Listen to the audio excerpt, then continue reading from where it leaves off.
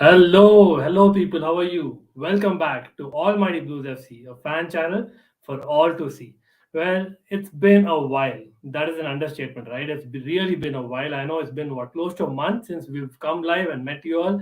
I hope that we will be getting the support that we've been getting in the past because yes, we were trying to upgrade a few things, and as you see in the coming weeks, you will see that as well. So for sure you will enjoy live streams. But meanwhile, I hope you did take a look at all the uploads that we made. Some were new series, content creator series. Then we had trivia's and news and whatnot. So I hope you really liked it, and we would like to get feedback. So yes, do DM us. Our socials are below, and of course the links as well in case you missed them. And before we continue, let's smash that like button as well as subscribe if you've not yet done that. What are you waiting for? Come on, your encouragement is the key for our success, right? So definitely we would be needing that, and that's something that we will build on, and you will see a lot more content. And before anything, let's get into it because yes, we have your favorite guest back to Almighty Blues FC. That is Taron. Welcome back to Almighty Blues FC. How are you, buddy? Yeah, I really miss coming on the show. It's by far one of my favorite channels on YouTube to watch, even not featuring here as a guest. I know I maybe don't interact as much as I should, but I'm always watching the videos and I love the channel. I love the blend of editing, great opinions, and a bit of humor as well. So excited to get into it. Live chat's already a bit buzzing already. So yeah, what's not to love? Absolutely. And yes, of course, like Taron was the first person that I thought, okay, we are doing a live stream again, and he is the first person that we would be definitely keeping in mind because he knows his stuff, simply put. Like, and I know that he's been attending matches as well, but before anything, Taron, I have to ask you about the transfer market because it's not very far off, like just a month away from the January transfer market, and we've already started getting injuries. And a huge news that I think this time is probably believable as well, like Chiesa 84 million pounds to Chelsea, and supposedly there are a lot of believable sources that are reporting this. So do you realistically see this happening? If yes, who's a replacement in Chelsea's team, you think? I don't think it will happen in the January window. I think the summer window is very likely. We have too many options right now in terms of positions in that area. I think we should have other areas that we should strengthen. For example, I think we should really be looking for one of each of the wing backs in the January window. In my opinion, Reece James just has such a burden on him right now in terms of Azpilicueta. He's a good right wing back, but we just lose so much of the goals, assists, and goals output with Azpilicueta there. And Chilwell's injury is massive. Alonso cannot play every 3 days. Tuchel won't trust Sal as a wing back, in my opinion, and Azpilicueta as a wing back. So I think there's not many options in terms of wing backs in world football right now. Not many teams played that system as simple as that to a very high ability like us. But Ian Matson's there, we could recall him, and there's a few other positions that we could strengthen as well. But I think wing backs, we should really be looking at that because that is such a key area of our fluent attacking play. And right now, we've lost that, in my opinion. And we saw the Man United game. We cannot play every week with such, numbness, such limpness in the attack. There has to be some investment. Yeah, as in rightly put, because I think we all know with Alonso, the moment he has competition, you see him start performing. And that's always been with Alonso. Like he's been like in the best wing back in the world, and then he goes back to what he did against Man United. But again, we'll discuss in detail. But first and foremost, I think we have to definitely discuss because there was, yes, a lot of things that happened yesterday, last night, and we saw obviously the Ballon d'Or awards, the ceremony. For me, honestly, before the awards, like every year, I believe that these awards are definitely not to be taken too seriously because of the fact that at the end of the day, these are opinion based, and a set of journalists, a set of managers and players vote for them, right? As in, if I'm not wrong, but those montages that you saw on the screen, right, when the players were actually winning them, and then definitely those gave goosebumps and tells that okay, at some point there has to be some way of celebrating individual, quality as well, right? What do you think?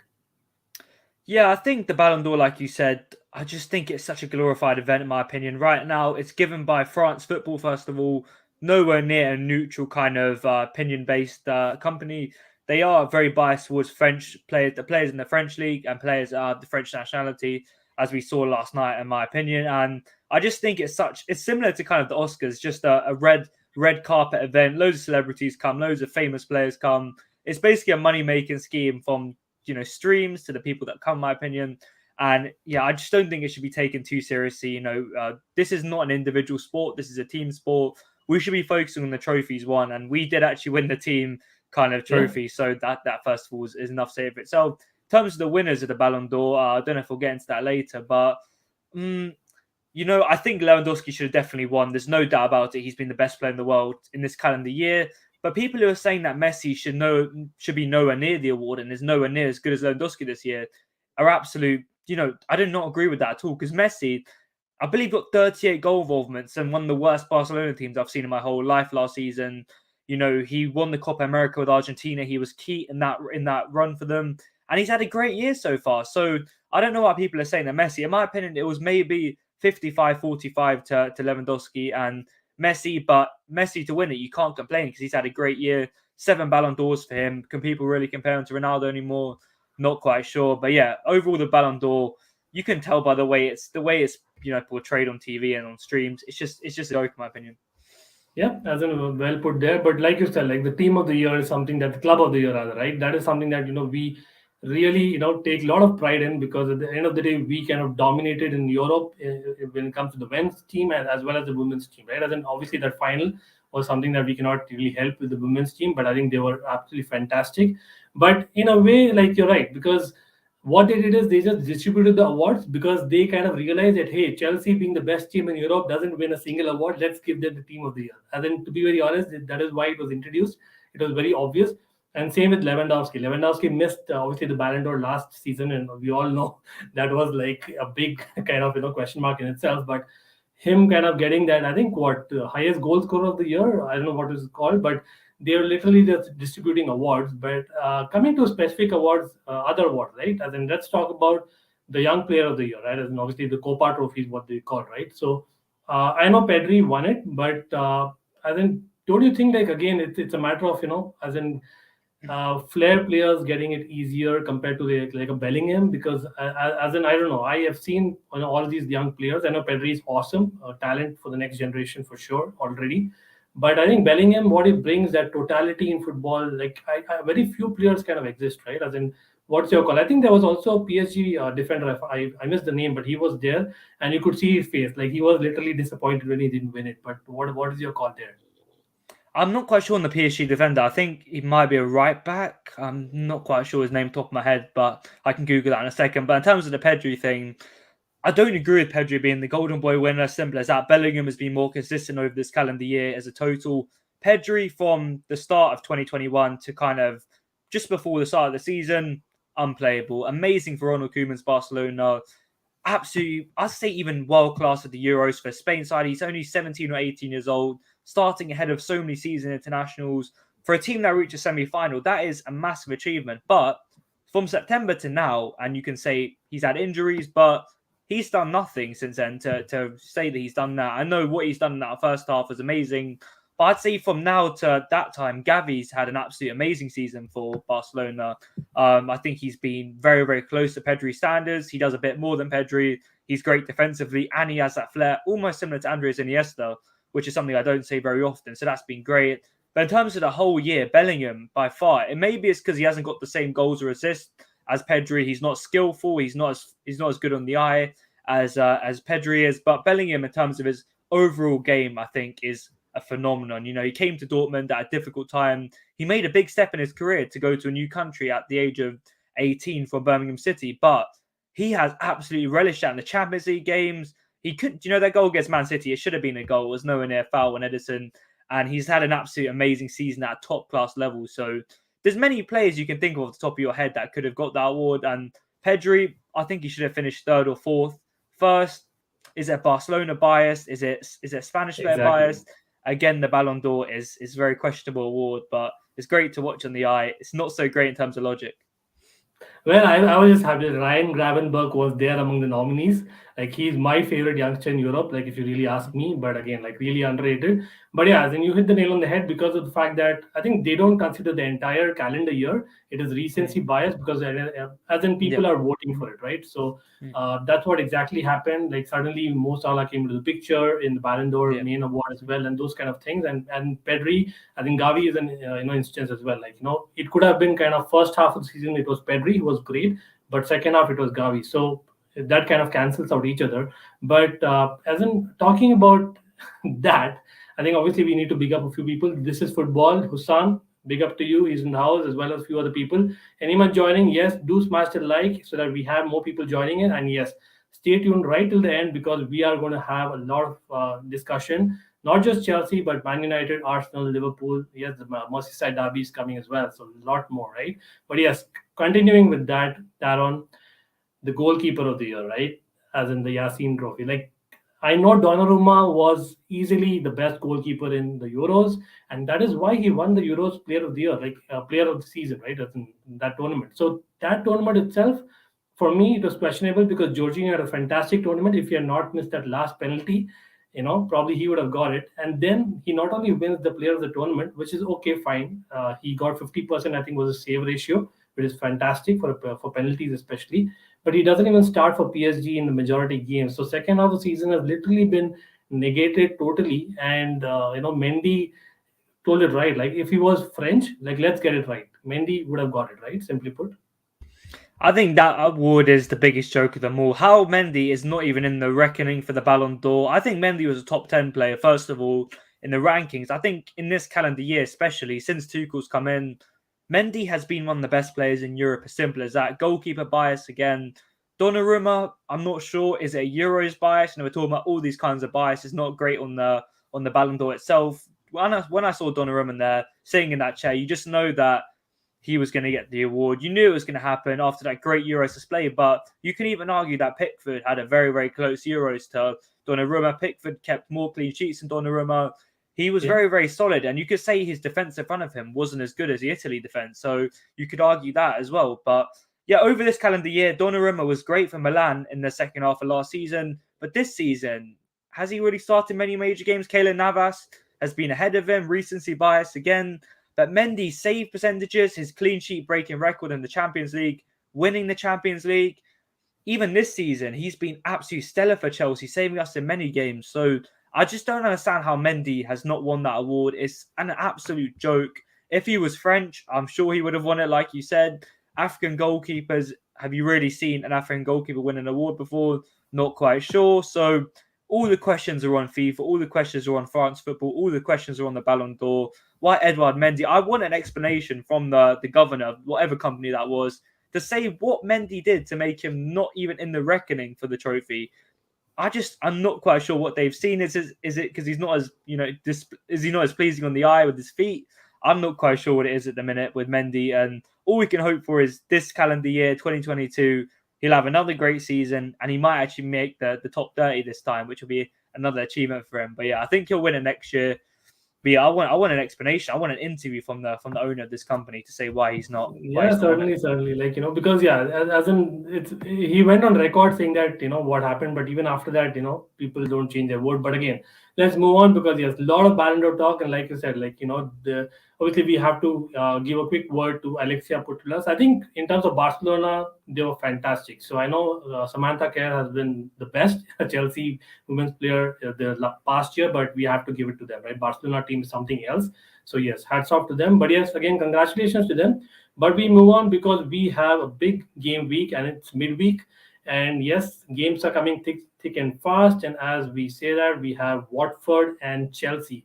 So yes, Watford Chelsea is interesting. Of course, a London derby, and I'll just throw out a couple of stats there. So I know that Watford Chelsea with Ranieri coming, we going to actually Ranieri's club. That is something that is a great one because he got a great reception at Leicester, and he is actually started off really well in terms of his team scoring.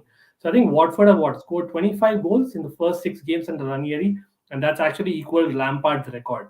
I think no other Premier League manager ever has done that. First 6 games in a club to score 25. Obviously, they're leaking goals as well, which helps Chelsea, but that's a fantastic record in itself.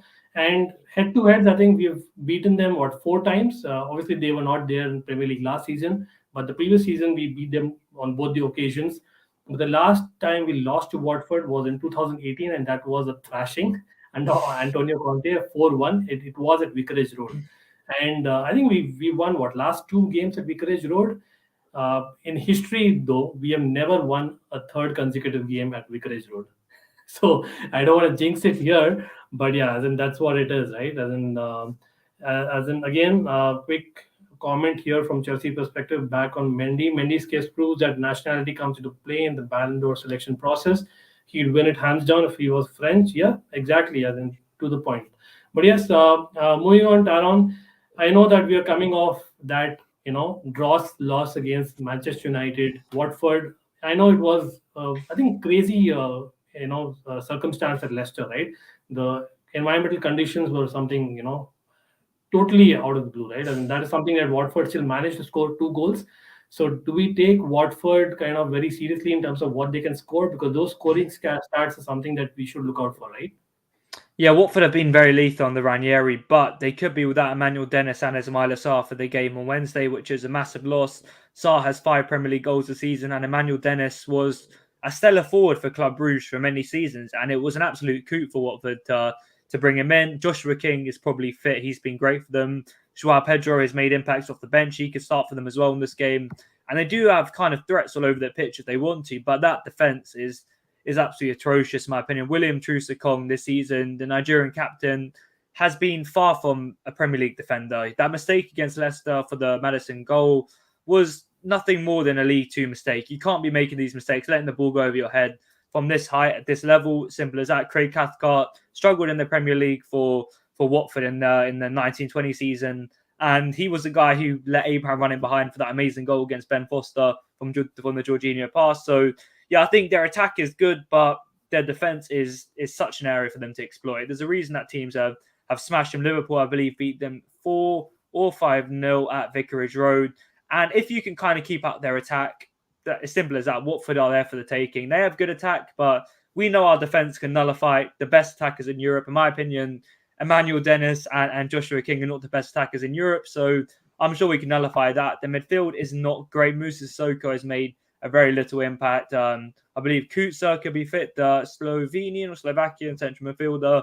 But yeah, like I said, if our attack can link up just a little bit and kind of play them quick passes forward, play long balls over the top of stages, that Watford defence is so bad on transition. It's so bad at defending in front of their own goal. And a big loss for them for the game on Wednesday is Ben Foster is still out for them. There's about a 70% chance to be out for the game. And he has been a key reason under Ranieri why they have improved. Ben Foster's leadership, his claiming balls, his claiming for crosses, his coming out of his goal line quickly. All these things are much better than Daniel Bachmann, who has struggled this season.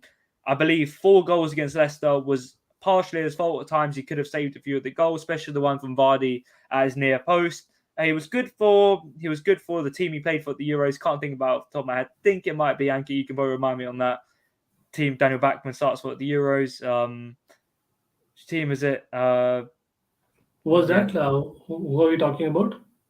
Daniel Bachmann at the Euros. Okay, actually, even kind of misses me, but yes, definitely. I think you're right. I think at the end of the day, like Sar missing and of course Foster missing are I think 2 key elements for them, and they kind of go what 4-1, 4-1, if I'm not wrong. And but I think they might play Joao Pedro if I'm not wrong. That Sar is missing, so he's not a bad player. I think he got a goal recently as well. So again, we should look out. But again, as an away team, we have done excellently. I think we are the only team in the Premier League, as in again, crossing my fingers, not to have lost yet in the Premier League away. And we won 4 games back to back away. But yes, those home draws kind of come back at us biting. And as I say that, I do have a person from Manchester United joining us, and that is Amondi. Amondi is in the house. Amondi, big up, brother. Yes, greetings, man. Thank you for having me on. How you doing, young man? You right? Yeah, you good, mate? You okay? Yeah, man. Bless you. You're from London. Clearly, I can tell by the accent. Yeah, London, man. West London. West London. What about you? Yeah, West London as well. Ealing. Nice. So it's nice to meet you, bruv. Nice it's amazing, to is it? We can do this kind of international link up, Yeah, it's mental. It's the power of StreamYard and Zoom. Yeah. Absolutely. But yeah, as in Amondi, great to have you. Finally, I know we've been trying to get Amondi forever on this channel. And, I've been to Man United Agenda as a great channel. Like one of my favorite Manchester United or my favorite rival channels that I can find on YouTube. And I'm very serious on that, right? So do check out the link below. The Man United Agenda is there. And Amondi does a great job. He is a great kind of, quiz master himself. And, I seek to be there, what Amondi is. But yes, Amondi, so we were talking about the Watford game, right? As in, So it's Anyways, close. We're level par, I'd say. We're level par as quiz well, masters. I love your show. well, I got to be humble, right? It's my show after all. But yeah, you're the guest. But yeah, I was being, realistic as well. But Amondi, Watford, I think obviously they got a big win against Manchester United recently, right? And then what does Chelsea have to be careful about when we play Watford? Like any report from there? Yeah, like I say, they've got a new manager. I think that's always a terrific thing to see when you see a new manager come into clubs. What was it? 2 weekends ago, Norwich and Aston Villa got wins with their new bosses, and that makes a world of a difference. I mean, you're dealing with millionaire footballers, and sometimes they need that inspiration because suddenly they start to have doubts. Oh God, I better step it up. It just shows that it's so difficult to get the motivation out of the players. And all these players, I know there's not much difference in level of players in the Premiership. I think if you're able to play in the Premiership, it takes so much. You have to be an elite athlete, So Watford, regardless, we might go through their squad and say who's he, but they've got a great setup there. You can look at various clubs like Wolves and Brentford. They've got different ways of sustaining themselves in the Premier League. Burnley, even they've got their own technique, own tactical way of sustaining themselves, And you have to look at Watford's model; it's pretty good. They had a great relationship with Udinese, and they said they'd be bringing in sort of foreign players.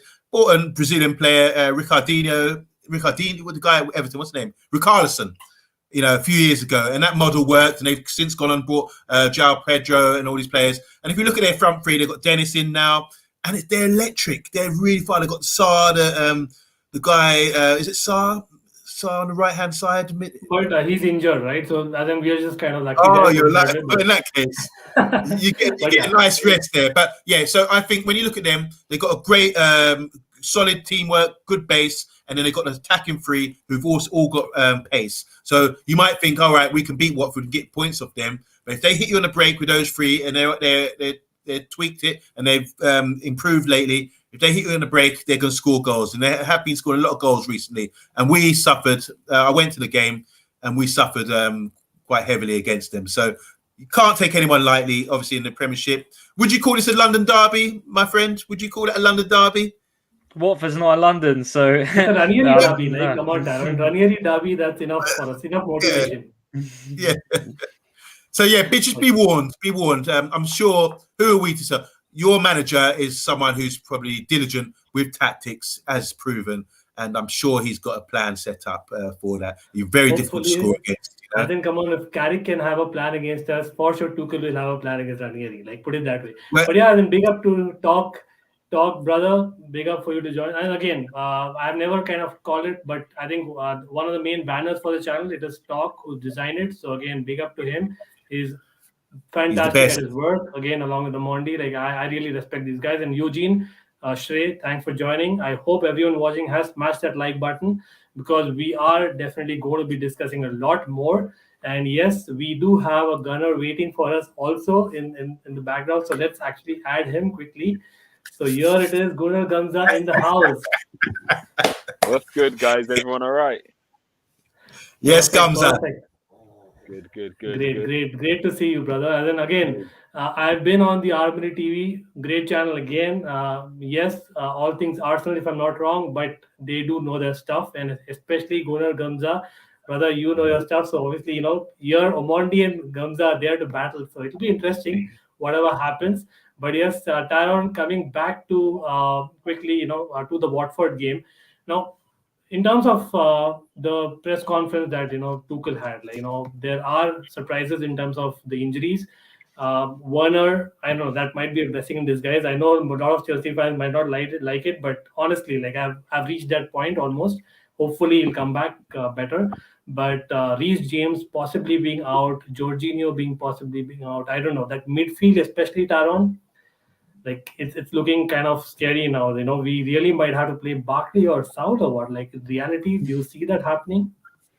I don't see South starting, to be honest. I see maybe Mason Mount being dropped in there alongside Loftus-Cheek as a kind of box-to-box duo pivot. But yeah, Barkley is more being provided as an attacker in recent weeks for Chelsea. South has not been favoured anywhere in the recent weeks. And yeah, our midfield was at one stage one of the most stacked there in the pitch. We had two starters in Kovacic and Jorginho, and then three subs in our team. But now the winter period has come up to us. The international breaks, everything.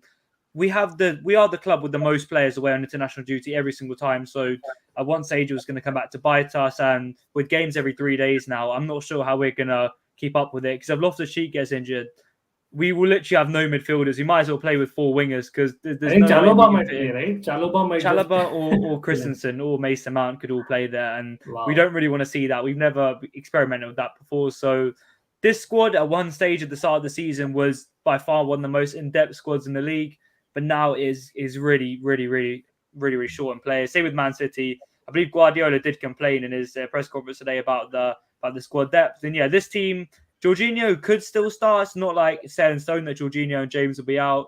Last minute calls will be made before the game tomorrow evening. So we could see both of them starting. And these wing backs are really scaring me, because I don't see where the creativity is in this team at all. We have Lonzo, who has about 23 pace, and we have Azpilicueta right back. So I'm not really sure where it comes from, in my opinion. Come on, like the guy started well, but yes, I hear you. But yeah, this is predicted 11 by me. Again, you might disagree, Taron, but the reason you call it like the creativity is missing, and that's why Pulisic and Ziyech I think would be possibly a little bit more key compared to Mount. So I'm hoping that these two start, because the last 10 minutes against Man United, against Zamonti, you might pitch in here.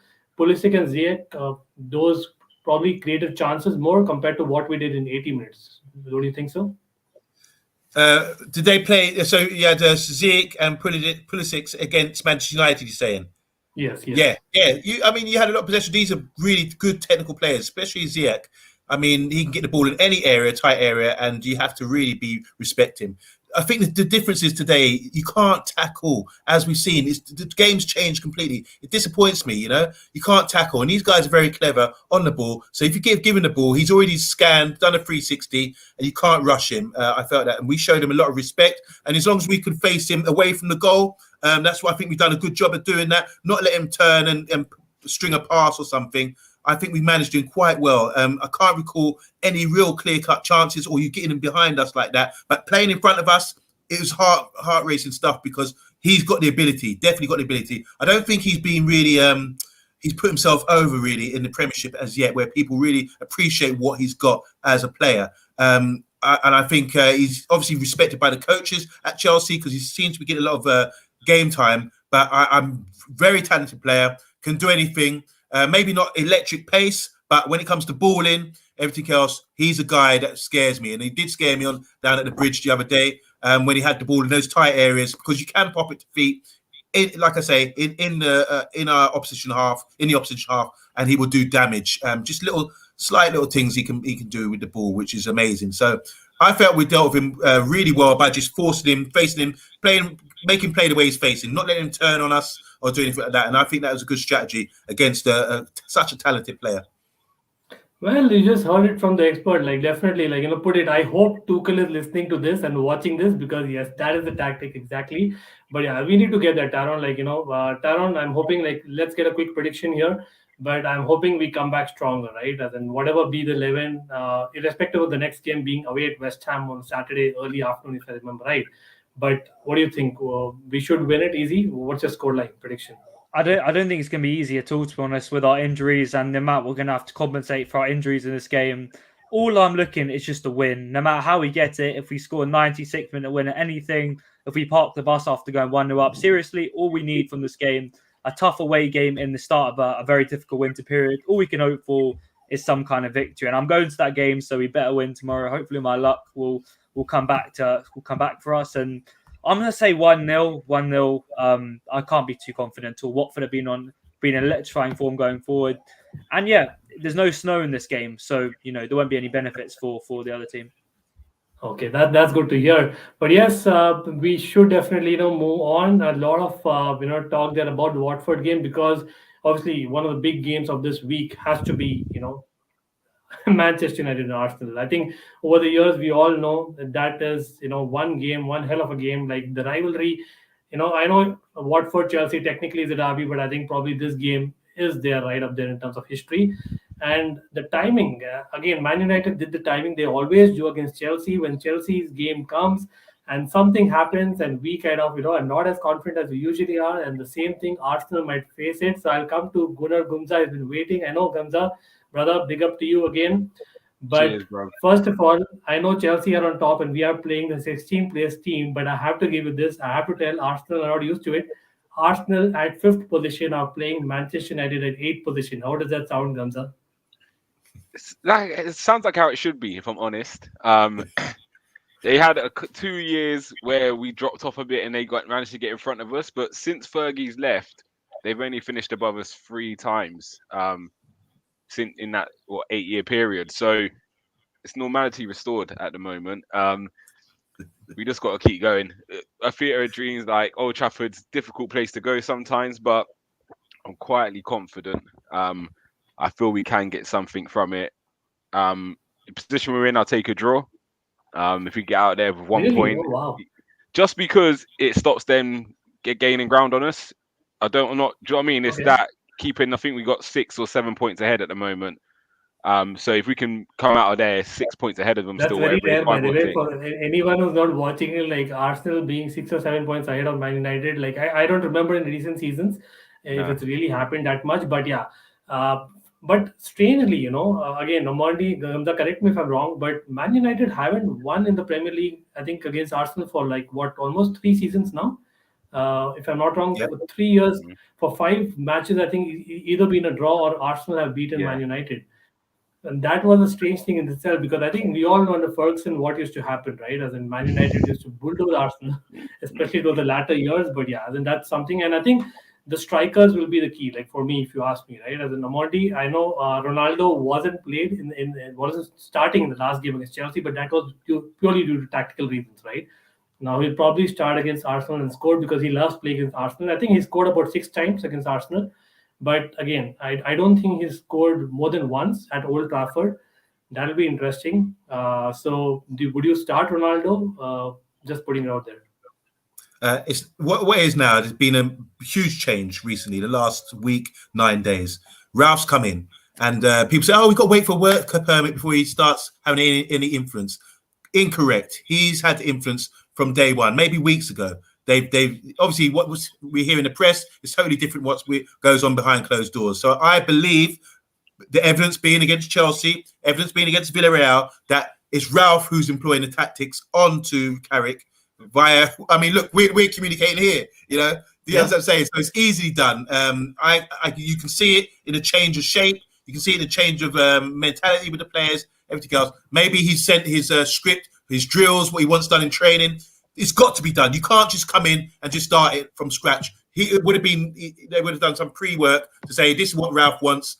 I'm Carrick, but I'm just delivering it through Ralph. You know, that's how it's going to be. So as regards to the tactical change that we had at the weekend, I assumed when I was going to the game and saw the team lineup, I assumed it was straight swap, Bruno for Ronaldo. Bruno would be a number 9 or false 9, as you call it. When we got to the game and watching the game, we realised it was probably Ralph's 4-2-2-2, and Bruno was in the 2 behind the 2 strikers, so-called strikers, pressers, which you might call forward pressing forwards, whatever, in Rashford and Sancho. So there's a lot to learn. We've been like Gums are here, Arsenal fan. I would advise everyone to check him out because tactically he's a genius. I have to give him ultimate respect, you know, and we love talking football.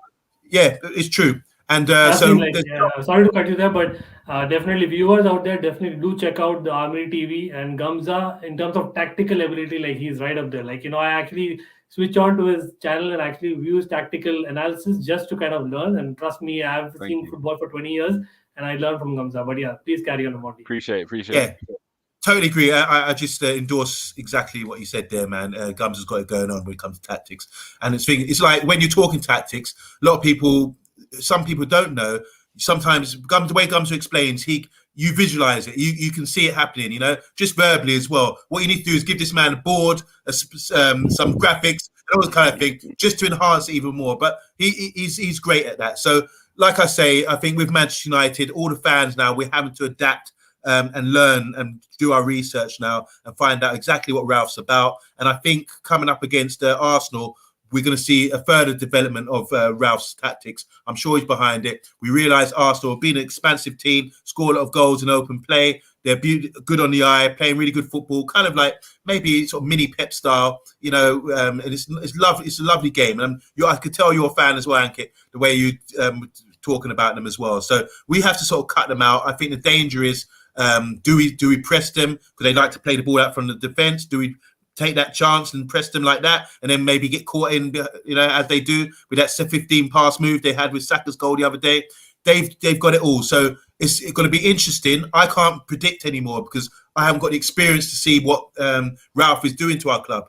I'm just interested. This is what makes it an even greater game. I'm just interested to see what the developments are, and I'll be sitting there watching it and then make my observation and then be able to sort of go on from there before I'm discussing any sort of tactical things, because I wouldn't have been able to predict the starting lineup the other day or the setup. It's all new to us as Man United fans. But it's going to be a great game, just as Chelsea Watford is. Just remember, guys, the Premiership is great at the moment. There's so many good teams, so many good players, so many good mastermind tacticians. Just enjoy it, guys. No matter who you support, enjoy every game because it's beautiful out there. Absolutely, well said there. But Taron, let me get a neutral perspective here. I have to kind of disagree. I'm not yet a fan. Come on, anything close to Arsenal, I cannot be a fan. But I get what you're saying exactly. The tactics is something that Arteta, I think initially I kind of questioned him, but I think he is getting it. But Taron, I'll ask you, do you think it's kind of a one-off, just a purple patch that Arsenal are? I think 5 wins out of 6. I know that big loss against Liverpool was the blip, but apart from that, is it just some kind of a run, just a momentum that they've got because of the positivity, the youngster that they have, Ramsdale not really doing what he really is capable of, but doing what he's not capable of? I think, do you really see this continuing, or is it something that we need to be wary of? I mean, yeah, I'll get to that in a second, but I want to give huge credit to Arsenal because they've proved me completely wrong from the start of the season. After the first 3 losses, the Chelsea one especially, and the Man City one, after going a man down, I thought Arsenal would really struggle to compete with any of the teams in the top 6, let alone the top 4 of the season. But you can say that they haven't played the big teams in that massive winning run they had, but to keep so many clean sheets, keep winning consistently, even though they don't have Europe, it's a massive credit to them, massive credit to Arteta. He seems like he's found a good formula defensively in the midfield and going forward. There's a nice blend of everything. There's a nice blend of defensive solidity, nice blend of fluidity in the attack, and a very nice blend of Lokonga and Partey in midfield. I do like Arsenal at the minute, and that Tottenham game that I watched, even though it was against Nuno Spurs, which is worse than the worst relegated team in the history of the Premier League, they were still played really well in that game, and I do respect them a lot. My only issue with Arsenal is the squad depth, in my opinion. If they do lose Gabriel or Ben White, I think Pablo Mari and Rob Holding are not good benefactors for them. Careful when you say that. Someone's going to pop up in the comments in about 5 seconds. But I'm ready for it. I'm waiting for it. And if you lose Tomiyasu as well at right back, he's been the massive revelation coming from Bologna, I believe. So, yeah, the only problem is the squad depth. And when we talk about squad depth, this period is going to be mentally draining. It's going to be physically draining. Games every 3 days. Arsenal have played well without Europe in the midweek, but now there's going to be Premier League games every 3 days at a high level in these tough conditions with so many more training sessions. It could be the start to maybe a more difficult spell of less consistent results for Arsenal. So we're going to have to see. The Liverpool game, I felt, was a bit of a lack of experience in the Arsenal team. Tavares playing across his goal. That simply Ramsdale getting rounded after his great form by Diogo Jota. So it's going to be difficult what's going to happen. But Arsenal have impressed me. If they can get the win at Old Trafford against, as my friend's saying here, Rangnick's kind of headphone kind of Man United FC, it could be a massive win for Arsenal as well. So, yeah, I mean, it's going to start from now. That's all I'm saying. It's been a good run, but it's all going to start from now. All the hard games and the tough winter schedule is going to start from now. If they can continue getting wins like Frank Lampard couldn't last season, then Arsenal could be massive challengers for the top 4. Wow. Can I just say, sorry, fantastic, man. I like you, bruv. You really deliver. Thank you. Taron is the best when it comes to Almighty Blues FC. As in, we rely on Taron, and I hope Taron relies on me. But that's all. We are a team. But yeah, that's fantastic analysis, Taron. I must say, I have to agree 100% with you there. As in, one quick thing, right? As in, I have a question here. I think from Insane Football Talks again, great channel here, growing channel for sure. Brother, do you think that Rangnick can choke up because of pressure there is while managing Man United? And again, we all know managing Man United has to be the pressure is the biggest key. If someone who can kind of get over that. But Rangnick, I think he's been there, done that, right? As in, I know he's not done the Premiership, but Omondi, for sure, he should be possibly the best candidate ever. Who was your best candidate? Yeah, perfect. I don't think he's going to choke up. This is a man who's convicted in what he does. He's a man who invented his own style. He's got a trademark style that belongs to him. And he can see he's like, as I keep saying, he's got his own dojo. He's like the Buddhist monk in the mountains. Anyone who wants to go and learn that style, they have to travel up there, learn it, and come back. And they will be disciples of the Rangnick style. You know, this is what I'm saying. We're seeing it. They're all shining. They've all got halos over their heads. Wherever club they go to, Klopp, your guy, Chelsea, Thomas, you know, you guys are loving them right now. They're little deities for you guys, you know. So this guy, we're getting the actual most high.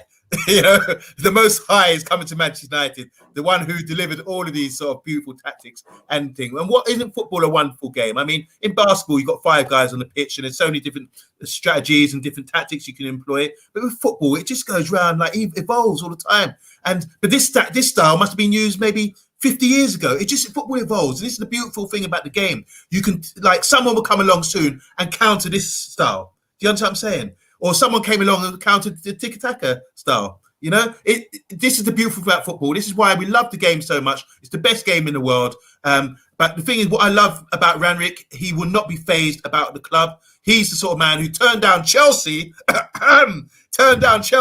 because he didn't get what he wanted. You know, I don't care. I don't care about your reputation. I'm going to go off to Lokomotiv Moscow. But I'm happy. Come on, we got Tuchel. He's going to be happy with that, right? And we can't be too greedy. Yeah. But yeah. So I don't know what comes of things like that, but yeah, that's the way I see it. But we get more information about Rangnick really soon. He'll be on our TV screens. We'll be able to get a better feel about the type of man he is. Well, let's just hope the work permit issues kind of continue as an opposition. But again, that's just me talking as an opposition fan. But yes, I'll go to Gamza, because Gamza, definitely you would want to have a say as well on this topic, right? Yeah, as I say, I'm not a Man United fan, as you all know. But Obviously. You're a football fan.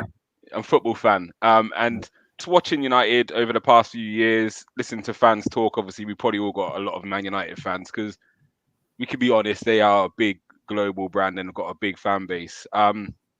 I think he'd be okay for the sheer reason you've had quick fixes and it's never really worked. So Mourinho to me is a quick fix. He'd come in, he'd do a job, he'd win a trophy or two, but it's not long-term sustainability. I think Ollie came in, settled things down, but you never had an identity under Ollie. You would win games because you had great players, but identity-wise, it wasn't great to watch. Do you know what I mean? So I think your fan base would be probably patient with Rangnick if he delivers a good brand of football. I'm watching Spurs fans now crying for Pochettino back, because when they had a good style of football but wasn't winning, and they thought a Mourinho could take them to the next level, and they realised it's not as easy as just bringing that kind of manager in. So I think under Rangnick, I think even if they just say you got 6th, but actually you saw identity in your team, you saw players performing to a higher level, not just Bruno Fernandes but bailing you out like he did last year, or Ronaldo scoring goals this year. Like you see development of Rashford. I think he's stagnated a bit.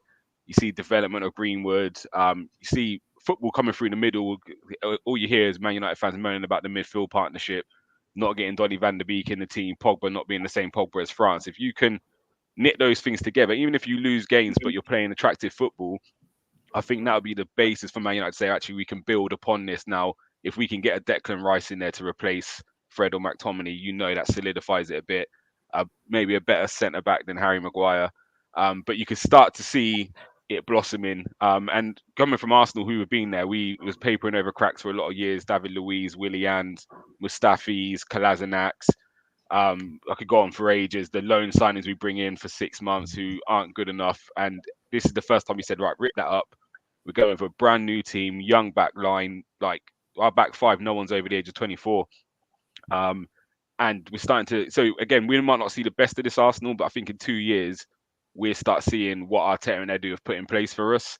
And I think Rangnick sounds like that kind of guy United have brought in, where it's a long-term project rather than here and now. We need to get top 4 this season. Actually, it might not happen this year, but next year you'll be in a better position. So I think it's a good appointment. I think it's something you've been crying out for. I don't think Woodward had a clue what he was really doing. Again, I use the analogy. Arsenal at the moment are playing Football Manager. We're scouting and bringing in the right players that match with what we've got, believe in the manager's philosophy. And Man United have been playing FIFA. They just see 88 rated and they just throw money at him, bring it. It doesn't matter if he's got a red line or a green line, they're bringing in the biggest names. So I think this is the first time I'm seeing a bit of a actual plan. And I reckon it will pay off for them long term. I think, yeah, they need to start again. Well, very well put. Great analysis there. But yeah, as in big up to a few people in the chat. I know Monty, he needs to go in a couple of minutes, but big up to again Insane Football Talk, Strip Bear. Big up to you for joining. And Strip Bear definitely is one of the best, and she knows her stuff for sure. Like again, we only wanted him for 4 months, and that's why he turned us down. Yeah, then again, that's the call, but again, there can be multiple reasons, and again, we can speculate about it. Saurabh, Michael Talks Football, great football channel as well, and of course, Chelsea Perspective, and Shrey Prasanna as well, right? But Amondi, I'll give you a quick word before you go, right? Definitely. I know in terms of injuries, if I'm not wrong, Pogba is having a long-term injury. Shaw might be still out, but that might be a blessing in disguise. I think Alex Telles is doing pretty good, if I'm not wrong, right? As in, any other major injuries that you have? Not that I'm aware of, no. Obviously, we had the COVID thing with Greenwood. But listen, we're a big squad, and this is what's going to take us. It's a marathon, not a sprint. So teams like Arsenal, who are performing right now, have to recognise that it's 38 games over the season, And this time last year, they were boasting up, talking about how good they were. And then suddenly they had a drop, and that's to do with squad depth, I imagine. They got a young side, so I don't think they're going to really last out. Real top, like you guys are complaining about injuries and squad. Oh my God, we haven't got any midfielders. What are we going to do? But the guys you're talking about replacing these guys, they're good enough. So you've got the squad. This is why you're European champions. This is why you will be challenging for the title, or they'd be there or thereabouts. So that's really important. This is what sort of separates Man United, Man City. I'm going to say this: Man United, Man City, and Chelsea from the rest, and I'm including Liverpool in that because Liverpool don't have the squad to survive. Wow. I just want to say as well, finally, before I go, I just want to say, Ankit, I love you, man. I love what you're doing. I really enjoy your shows. I really like your guest as well. Really impressed me, man. Top. Keep in touch, bruv. You got it. Keep in touch. Hope Chelsea do well this season, just because of you guys. It's what you're delivering out here is top drawer, and I advise everyone who's tuning in, share, subscribe, and just keep following Ankit with his channel, because this is going places proper. And I believe me when I say that, I'm never wrong with these things. Thank you. Means a lot. So but yeah, you got to come, if you ever come over to London, you got a place here to stay. Whenever, all for free, everything else. I'm sure everyone's invited you around, but I will. Taron is there. And a lot of people, for sure. And finally, I was at Stamford Bridge the other day. Beautiful stadium. I'll send you something later, Ankit. Really funny thing. We were doing some filming outside the ground, and some of the fans, some of you Chelsea fans, young guys off their head, drinking too much. Some funny. I've got some funny footage, but I'll send it to you. Give me your WhatsApp. I'll exchange it. For no one else, guys. Us. All right. For sure. But guys, then big up, and kudos to the Man United agenda. Again, the link is below. I know Amondi has to go on another show, but great chat, Amondi. Last word, what's your prediction? I say 1-0 Man United against Arsenal, and I say 1-0 as well for Chelsea away at Watford. Because your squad's a bit struggling a bit. But thank you, guys. God bless. Nice to meet you. All right. Nice to meet you. Take care. See you later. Okay, so as Amondi is going quickly, again, Taron, coming back to the striker situation, right? Again, we are struggling for goals. But in terms of Arsenal, I think Aubameyang missing those chances that he is probably the lucky charm for them in a way, because I think when he's missing chances, Arsenal are winning, simply put. But as in stats are something which is speaking totally different. I think Aubameyang has scored the last 2 times against Manchester United, and I think if he scores the 3rd time against Manchester United, it will be the first time in history ever that an Arsenal player has scored in 3 consecutive games. Wow! Against Manchester United, and that's something as an offer stat in itself. But Taron, what's your call on this game? What's your prediction, and what do you think the key battle will be? Yeah, I mean, first one, the Aubameyang factor. Yeah, that penalty last year from that. Don't remember who made the foul, but for them to win 1-0 away, it was a great result. But that was kind of the downfall. After that result was that crazy winless run where everything started to unravel for Arteta, and then the Chelsea game was the way back into it for Arteta. But yeah, this game, I'm not quite sure what to predict, because United could potentially have an absolute stormer, like Amondi said, with Rangnick maybe having an impact through his Zoom calls, stuff like that, maybe helping Carrick before he actually sets his philosophy on the football. But Arsenal could also have a great game because they do have their full strength 11, I believe, right now, apart from Kieran Tierney. Tavares played. Saka's injured. That could be a big loss, actually. I'm sure Pepe could potentially step up and do a good job for them. But yeah, if Arsenal are on that game, I don't think Man United can really compete with that. If Man United drop into their low block again, like they did against Chelsea at Stamford Bridge, Arsenal, Smith Rowe is great in tight spaces. If Odegaard's going to start in that floating role again, he's great in tight spaces. Pepe, if he's up against the defense, I feel like his left foot can unlock most defenses in the Premier League. So I feel like it's going to be a lot tighter than people expect. People are predicting a big scoring game due to the amount of goals Arsenal conceded against Liverpool and Man United. They still didn't look great against Chelsea defensively, to be honest, but I'm predicting a 1-1 draw, to be fair. I'm not predicting something too crazy. There could be a goal from probably Sancho again, who's been in electrifying form in the last few games. Really mudded Jorginho with that counter-attacking goal. And for Arsenal, I reckon Smith Rowe will get a goal again. He's been good in the big game so far. Maybe the Liverpool game, he did drift out of it a little bit. But the Spurs game, I think he was a key benefactor to that win. So a 1-1 draw, nothing too significant. And mostly because I want a draw because I need both teams to drop points for my club to do well. Well, like honestly, after that Man United draw, I want Man United to lose. Sorry, Man United fans in the house, but yeah, it's just me speaking as a fan. Like at the end of the day, it comes out naturally, right? I have to go with that. But yeah, as in my prediction, quickly putting out there, I can actually see Arsenal kind of doing well, but I go with Taron as well. I could see a score draw, but I would rather go for a high scoring draw. A 3-3 won't be bad, right? And Gamza, like I know, like Arsenal, Ramsdale has been doing wonders, but I think it's probably time. Like there has to be a limit what Ramsdale is doing. But what do you think is a key battle? Like again, we'll come back to your title analysis quickly. What do you think is that one key battle which you think we should determine the game? Do you know? I think there's going to be some big battles all over the park. I think it's going to be if Ronaldo starts him against Gabriel and Ben White. Just his experience and again inexperience at the back. Like they're both quite very young centre backs. I think that's going to be an interesting battle. Man United have got good players. When you think, you've got Rashford one side, Sancho the other, it's like, how could you kind of say it's an easy performance for your wing backs? But I think it's bravery for United. Arsenal have struggled against teams who are brave. I look back at the Palace game, a team that want to play football. Brighton absolutely battered us. And I think they actually beat us up more than Liverpool did. We couldn't get hold of the ball.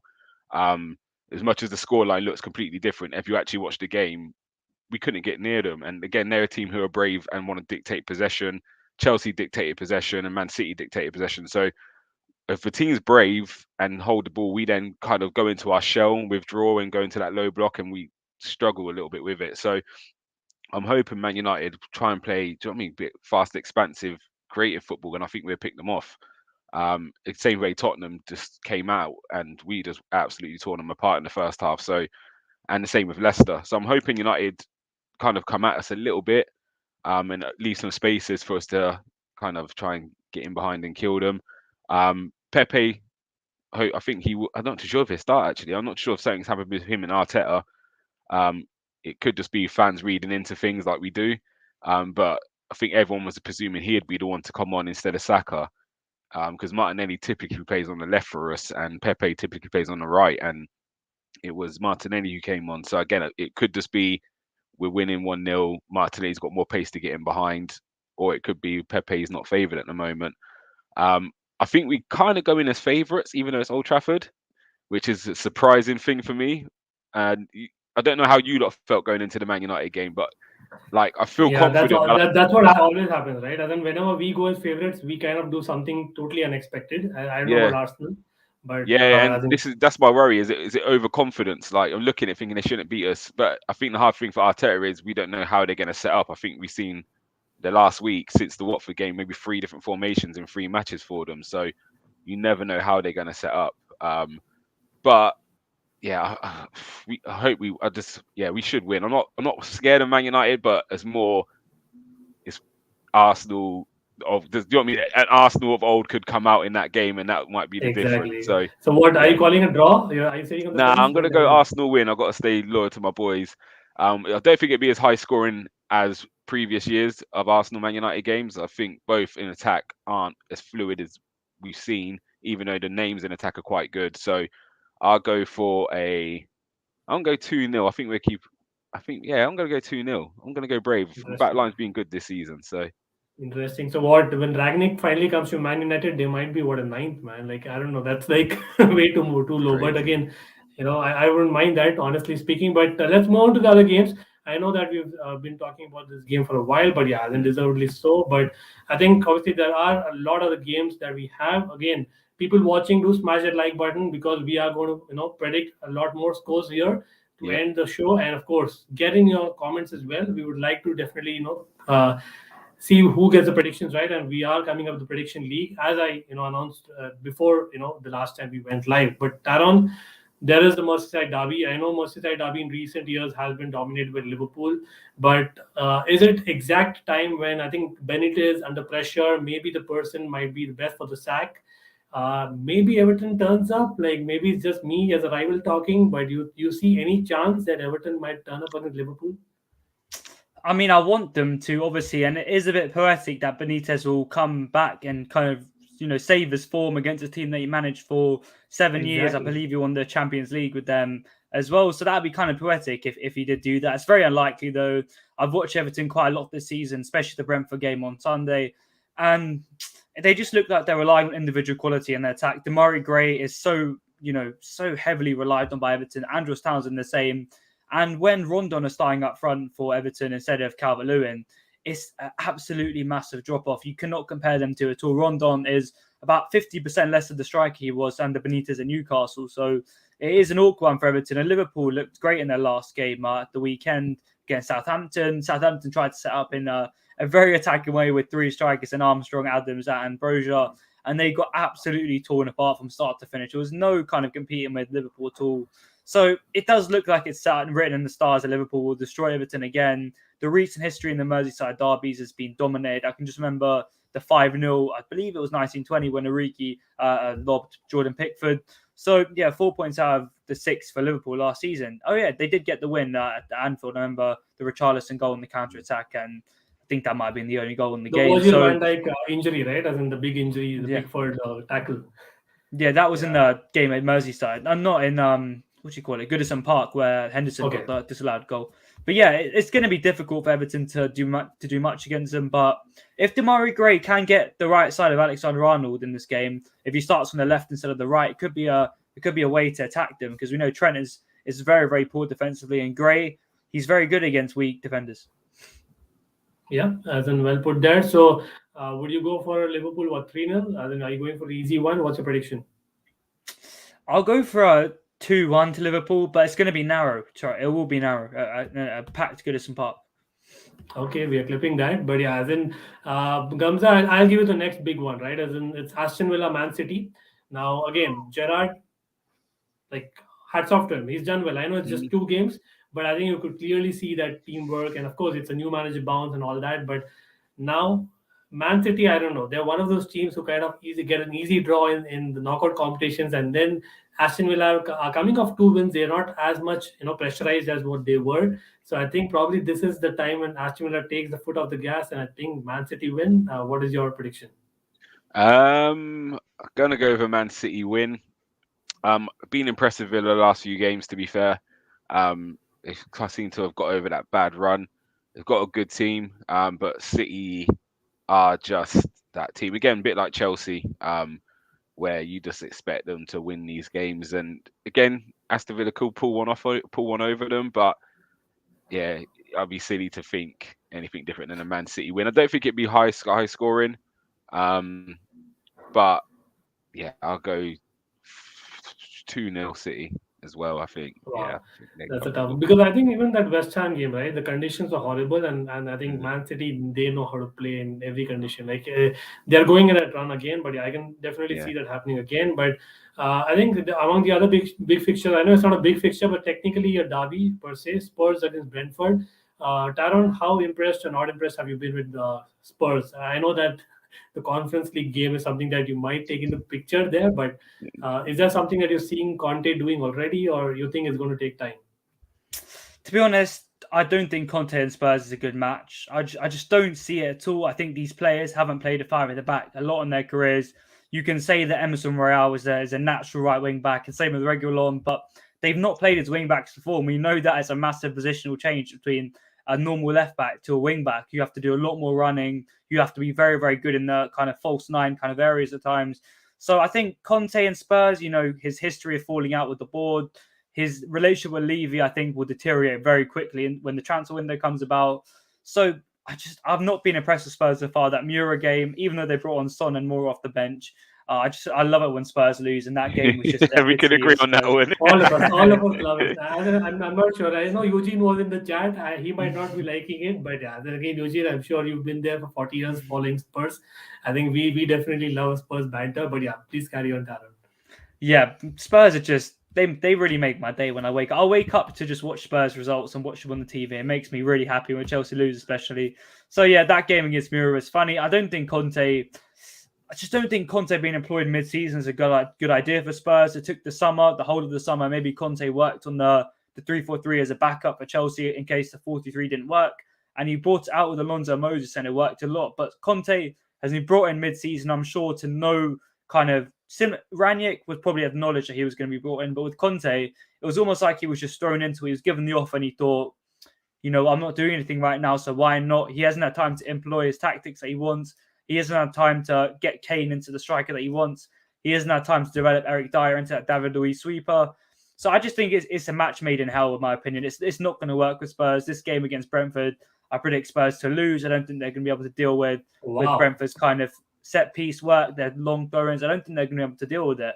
And although Charlie Good has been very poor for Brentford with Jorgensen and there's another centre-back they have who's out, I'm not quite sure, but they are playing their third choice kind of right centre-back. So I think Brentford could still get the win in this game. And Spurs, I think Conte is going to be one of the quickest sackings in his whole managerial career. Interesting. That's a brave call, I must say, because yeah, I'm a huge Conte fan. Like anyone who knows me, like knows that. Like even when he went to Spurs, I was like calling it to every Spurs manager, but he's as a Spurs fan there that he's probably going to get them, right up there. But again, I might be wrong, and I'm hoping I'm wrong. And Taran, you're right. But yes, big up to Devils United and Blue Clouds TV again, two great channels. Do check them out. Thanks for joining, guys. But yes. I think, as in those were the major games that we have. Any other major game stands out? Probably Southampton, Leicester. Gamza, I'll come to you. We'll come that as the last, kind of prediction. So Leicester, I know they got the win, but again, those conditions kind of called a lot in that game. Maddison is probably in the form of his life all of a sudden. Yeah. Southampton going all out attack, like Taron said. This should be a high-scoring fixture. I think it's a Westergaard derby, right? Technically. So I think hopefully, and then you see a high scoring game, hopefully, Southampton Leicester. Yeah, I'm worried about Southampton. I actually put a bet on at the start of the season, thinking they'll go down. I don't know how many years they can keep surviving with their philosophy and model. Obviously, they sell their best and don't really reinvest it very well. So it's quite interesting. Some owners get a real kind of, do you know what I mean, bad press, and Southampton seem to just kind of go under the radar. They must have made some big money over the years, especially on Liverpool. But don't seem to really reinvest that heavily. So I think there's only so long you can kind of keep going like that before it catches up with you. And this year might be the year. So I think Leicester needed that win on the weekend. They've been kind of just slugging through, haven't they? Haven't been up to their best. And that looked like a performance of the Leicester we know. Vardy looked sharp again. Maddison picked up some form. So yeah, I can't see anything but a Leicester win. And yeah, I think they've got some good attacking players. I could see them getting 4, maybe a 4-1. I think Southampton will score. So 4-1, Leicester. Yeah, fair call. And I think finally, one game which kind of I would like to mention because we are playing West Ham next as Chelsea fan. Like, they are playing Brighton. That's a good game. Yeah, that's got to be a good game. I'm sure, Potter will not get any booze from the away fans here this time around.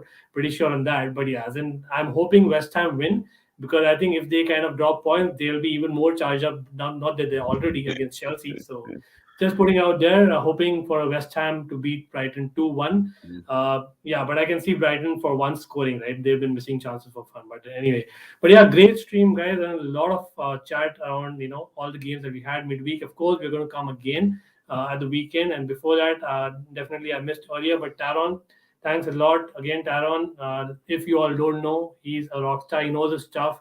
Always available for Almighty Blues FC. Love his views, and more so, I think, if I'm not wrong, Taron, you are going regularly on Nigerian radio as well of late.